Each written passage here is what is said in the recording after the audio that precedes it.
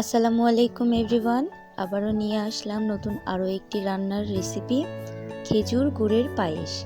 খুব সহজে বানিয়ে নেওয়া যায়, তো চলুন ভিডিওটি শুরু করা যাক। প্রথমে একটা বলে হাফ কাপ চিনি গুঁড়া চাল নিয়ে নিলাম। এরপর এতে পানি দিয়ে ভালোভাবে আমি ধুয়ে নিব। পানিটা যতক্ষণ না স্বচ্ছ হবে সেই পর্যন্ত আমি চালটা ধুয়ে নিয়েছি। এই যে দেখুন, আমার চালটা ধোয়া হয়ে গিয়েছে। এরপর একটা পাতিলে আমি কিছু পরিমাণ পানি নিয়ে নিয়েছি। এখন আমি সেই চালগুলো দিয়ে দিব। চালগুলো দেওয়ার পর ভালোভাবে নেড়ে দিতে হবে, তা না হলে একটার সাথে আরেকটা লেগে যেতে পারে। এই পর্যন্ত আমি ভালোভাবে বলক আসা পর্যন্ত অপেক্ষা করব।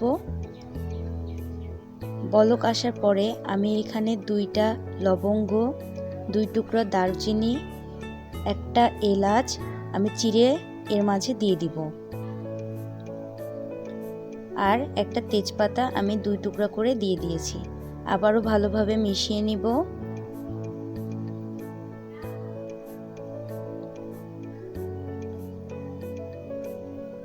এই পর্যায়ে খেয়াল রাখতে হবে চালটা যেন পারফেক্টলি কুকড হয়, সেই দিকে খেয়াল রাখতে হবে। তো দেখুন, এই যে চালটা আমার মোটামুটি সিদ্ধ হয়ে গিয়েছে। এই পর্যায়ে আমি 1 কাপ খেজুরের গুড় অ্যাড করে নিব।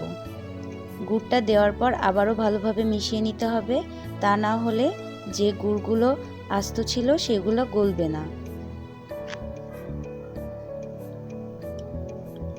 আমার মনে হচ্ছিল মিষ্টি একটু কম হতে পারে, যার কারণে আমি আবারও হাফ কাপ গুড় অ্যাড করে নিয়েছি। আপনারা আপনাদের পরিমাণ মতো মিষ্টিটা অ্যাড করবেন। এরপরে আমি লিকুইড তরল দুধ 1 কাপ মিশিয়ে নিলাম। এই পর্যায়ে আমাদের অনবরত নাড়তেই থাকতে হবে, তা না হলে নিচে লেগে যেতে পারে।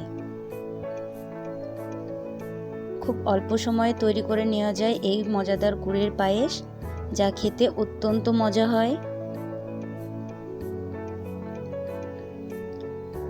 যখনই এই পায়েস থেকে একটা ছিটা শুরু হবে তখনই বুঝে নিতে হবে যে পারফেক্টলি পায়েস তৈরি হয়ে গিয়েছে।